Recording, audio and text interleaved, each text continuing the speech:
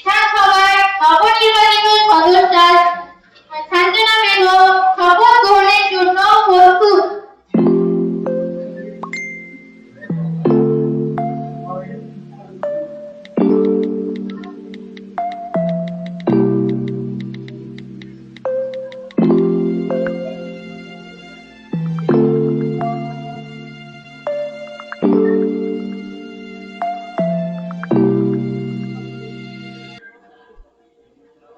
আমি সাঞ্জনা বেগম বিধানসভার সদস্যরূপে নির্বাচিত ঈশ্বরের নামে শপথ করিতেছি ও নিষ্ঠার সহিত প্রতিজ্ঞা করিতেছি যে আমি বিধি দ্বারা প্রতিষ্ঠিত ভারতের সংবিধানের প্রতি প্রকৃত বিশ্বাস ও আনুগত্য পোষণ করিব।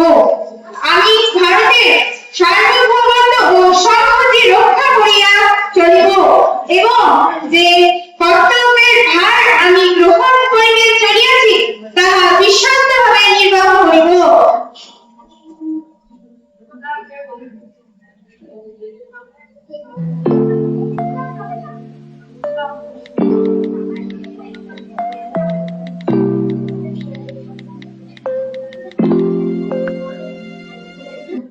ধন্যবাদ মাননীয় সদস্য, আপনি এখন আপনার আসন গ্রহণ করতে পারেন।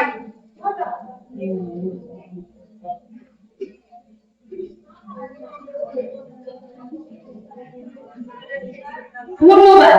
আশা করি আপনি সংসদীয় শিষ্টাচার কি ধরনের পরিকল্পনা গ্রহণ করেছেন? মাননীয় শিক্ষামন্ত্রী। ধন্যবাদ মাননীয় শিক্ষামন্ত্রী। প্রশ্নকারী সদস্যকে ধন্যবাদ। আমি আপনার প্রথম প্রশ্নের উত্তরে বলতে চাই বিভিন্ন পর্যায়ে কর্মজীবন সম্পর্কে সচেতনতা বৃদ্ধি, দক্ষতা বিকাশ এবং ভবিষ্যৎ পরিকল্পনা সম্পর্কে শিক্ষার্থীদের উৎসাহিত করার উদ্যোগ নেওয়া হচ্ছে। আমি আপনার দ্বিতীয় প্রশ্নের উত্তরে বলতে চাই শহর ও গ্রামে শিক্ষার্থীর মধ্যে সুযোগের বৈষম্য কমিয়ে প্রত্যেক শিক্ষার্থীর কাছে শিক্ষার সুযোগ পৌঁছে দেওয়া এবং দক্ষতা উন্নয়নের সম্প্রসারণের বিষয়টি গুরুত্বের সঙ্গে বিবেচিত হচ্ছে। ধন্যবাদ। প্রশ্নকারী সদস্যের কোনো সম্পূর্ণ প্রশ্ন আছে? শিক্ষামন্ত্রীকে তবে আমি জানতে চাই ছাত্রছাত্রীরা শুধুমাত্র পরীক্ষায় ভালো ফল করার জন্য নয়, ভবিষ্যতে কর্মজীবনের জন্য নিজেদের প্রস্তুত করতে পারে এই বিষয়ে বিশেষ কি পরিকল্পনা গ্রহণ করা হয়েছে? ধন্যবাদ।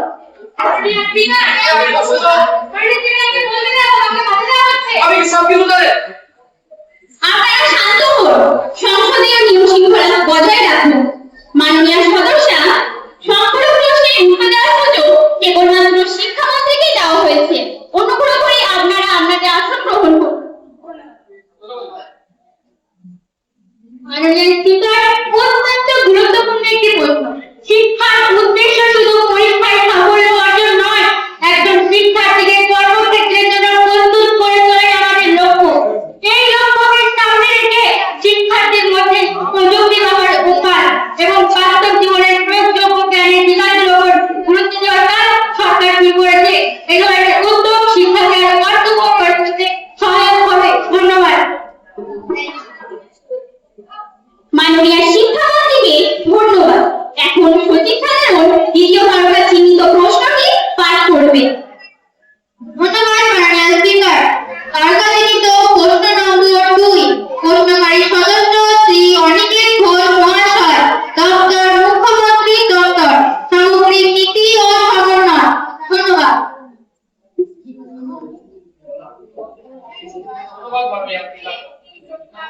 আপনার মাধ্যমে আমি মাননীয় মুখ্যমন্ত্রীর কাছে যাব।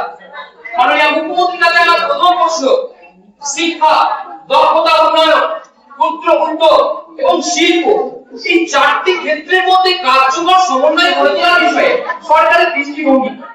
মাননীয় মুখ্যমন্ত্রীর কাছে আমার দ্বিতীয় প্রশ্ন, জেলার নিজস্ব সম্ভাবনাকে কাজে লাগিয়ে যুব সমাজের কর্মসংস্থান বৃদ্ধির লক্ষ্যে কোন দীর্ঘমেয়াদী পরিকল্পনা গ্রহণ করা হয়েছে কি?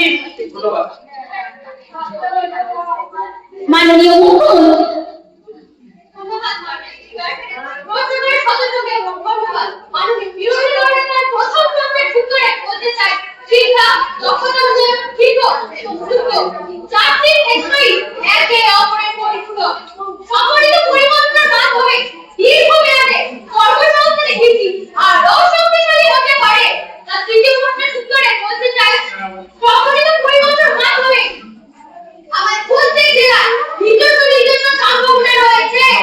সেই সম্ভাবনাকে কাজে লাগিয়ে স্থানীয় উন্নয়ন এবং কর্মসংস্থানের সুযোগ বৃদ্ধি করার বিষয়টি গুরুত্বপূর্ণ নীতিগত দৃষ্টিভঙ্গির উপর। ধন্যবাদ মাননীয় স্পিকার। প্রশ্নকারী সদস্যের কোনো সম্পূরক প্রশ্ন আছে? মাননীয় স্পিকার, মাননীয় মুখ্যমন্ত্রীর উত্তর জন্য তাকে ধন্যবাদ। মাননীয় মুখ্যমন্ত্রী, আমাদের উদ্দেশ্য সমালোচনা করা নয়, আমাদের উদ্দেশ্য এমন একটি পশ্চিমবঙ্গ করে দেওয়া যেখানে একজন শিক্ষিত যুবক কাজের কোনো পরিবার পেতে যেতে হবে না। আমি শুধু জানতে চাই, যুব সমাজের কর্মসংস্থান বৃদ্ধির লক্ষ্যে বিভিন্ন সমন্বয়ের মধ্যে আরো কার্যকর করে তোলার মধ্যে কি কি দৃষ্টিভঙ্গি গ্রহণ করা হচ্ছে? ধন্যবাদ। মাননীয় স্পিকার, প্রশ্নটি অত্যন্ত তাৎপর্যপূর্ণ। মাননীয় বিরোধী দলনেতা আপনার বক্তব্যে যে উদ্বেগ রয়েছে তাকে আমি সম্মান জানাই। গণতন্ত্রের ভালো প্রকারে কোনো দলীয় পরিচয় হয় না। যুব সমাজের ভবিষ্যৎ নিয়ে যে কর্মগুলো পরামর্শ এসেছে সরকার তুলনার সঙ্গে বিবেচনা করবে। যুব সমাজের ভবিষ্যতের পরিকল্পনা তখনই সফল হয় যখন বিভিন্ন বিভাগ একটি অভিন্ন চক্করে কাজ করে। শূন্যকাল বা নিরববার গ্রহণ করা হচ্ছে। মাননীয় বিরোধী দলনেতা শ্রী অনিকেত ঘোষ একটি জরুরি জনস্বার্থের বিষয় উত্থাপন করতে চান, তাকে তার বক্তব্য রাখার অনুমতি দেওয়া হলো। ধন্যবাদ মাননীয় স্পিকার মহাশয়। আমি আজ এই সবার মাধ্যমে একটি অত্যন্ত গুরুত্বপূর্ণ বিষয় জনস্বার্থের প্রতি সরকারের দৃষ্টি আকর্ষণ করতে চাই। মাননীয় স্পিকার, সরকারের বিভিন্ন সামাজিক সুরক্ষা প্রকল্প, বার্ধক্য ভাতা থেকে শুরু করে বিভিন্ন জনকল্যাণমূলক প্রকল্প মানুষের কাছে সময় মতো পৌঁছে দেওয়ার মতো পর্যাপ্ত দক্ষ শ্রমিক অত্যন্ত প্রয়োজন। কিন্তু আমরা বর্তমানে দেখতে পাচ্ছি আমাদের রাজ্যে জনগণনা বা সেন্সাসের মতো একটি বৃহৎ প্রশাসনিক কার্য শুরু হয়েছে। আমি মনে করি সরকারের এই যুক্তিহীন এবং পরিকল্পনাবিহীন কার্যপদ্ধতি আমাদের ভবিষ্যৎ প্রজন্মকে অন্ধকারের দিকে ঠেলে দিচ্ছে। আর এই সমস্ত কাজে নিয়োগ করা হয়েছে রাজ্যের সমস্ত প্রাথমিক বিদ্যালয় থেকে শুরু করে উচ্চ বিদ্যালয়ের অধিকাংশ শিক্ষককে, ফলে আমাদের বিদ্যালয় স্তরে পঠন পাঠন ব্যাপকভাবে ক্ষতিগ্রস্ত হচ্ছে। এমনকি এই সমস্ত জনগণের প্রকল্পগুলো যে সমস্ত দক্ষ সরকারি কর্মচারীরা করে থাকে তাদেরকেও এই জনগণনা বা সেন্সাসের কাজে করা হয়েছে। এর ফলে সাধারণ মানুষ একটা হয়রানির শিকার হচ্ছে। আমার প্রশ্ন হলো, প্রকল্প থাকবে, অর্থ থাকবে, কিন্তু মাঠ পর্যায়ে সেই সুবিধা পৌঁছে দেবেন কারা? তাই আমি এই সবার মাধ্যমে সরকারের কাছে একটি আবেদন জানাতে চাই, যেখানে প্রকৃত শূন্য পদ রয়েছে এবং যেখানে জনস্বার্থের নিয়োগ প্রয়োজন রয়েছে সেখানে আইন মেনে স্বচ্ছ নিয়োগ প্রক্রিয়াকে গুরুত্বের সঙ্গে বিবেচনা করা হোক। এরপরে দুটি উদ্দেশ্য একসাথে সফল হতে পারে। একদিকে জনসেবার মান উন্নত হবে এবং হাজার হাজার কর্মচারী তাদের কর্মসংস্থানের নতুন সুযোগ সৃষ্টি হবে। বিষয়টি সবার নজরে আনার জন্য বিরোধী দলনেতাকে ধন্যবাদ। বিষয়টি গুরুত্ব সংশ্লিষ্ট দপ্তরে দৃষ্টি আকর্ষণ করার জন্য নথিভুক্ত করা হয়েছে। এখন আমরা পরবর্তী বিষয়ের দিকে অগ্রসর হচ্ছি।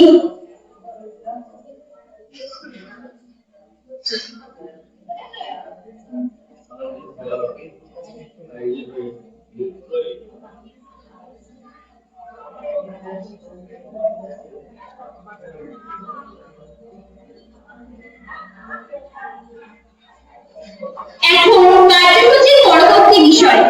ইতিমধ্যে আমি বিরোধী দলের সদস্য শ্রীমতী জনি খান মহাশয়ের পক্ষ থেকে শ্রম ও কর্মসংস্থান মন্ত্রীর দৃষ্টি আকর্ষণের জন্য একটি নোটিশ পেয়েছি। বিষয়টি জনস্বার্থের সংশ্লিষ্ট গুরুত্ব বিবেচনা করে আমি তাকে তার বক্তব্য উপস্থাপনের অনুমতি দিচ্ছি।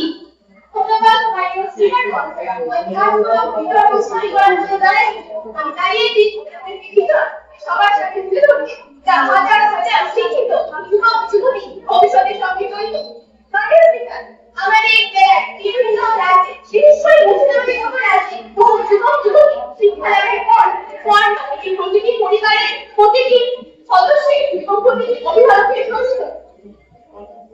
আমি আপনার কাছ থেকে জানতে চাই সরকার কি এমন কোনো পদক্ষেপ গ্রহণের কথা বিবেচনা করেছে যার মাধ্যমে জেলা সমন্বিত শিল্পের বিকাশ করে অন্তর্ভুক্ত দক্ষতার বিকাশে সহায়তা করা হয়। ক্ষুদ্র ও মাঝারি উদ্যোক্তাদের মূল্যায়ন। তিনি যে বিষয়টি এসবের দৃষ্টি আকর্ষণ করেছেন তা নিঃসন্দেহে জনস্বার্থে অত্যন্ত গুরুত্বপূর্ণ। কারণ বেশিরভাগ কর্মসংস্থানের জন্য অর্থনৈতিক উন্নয়নের বিষয় নয়, এটি একটি পরিবারের স্বপ্ন, একজন যুবকের আত্মবিশ্বাস এবং সমাজের সামগ্রিক অগ্রগতির সঙ্গে। আজকে তরুণ প্রজন্ম শিক্ষিত, প্রযুক্তি সম্পর্কে সচেতন এবং নতুন সুযোগ গ্রহণে আগ্রহী। তাই তাদের শিক্ষা, দক্ষতা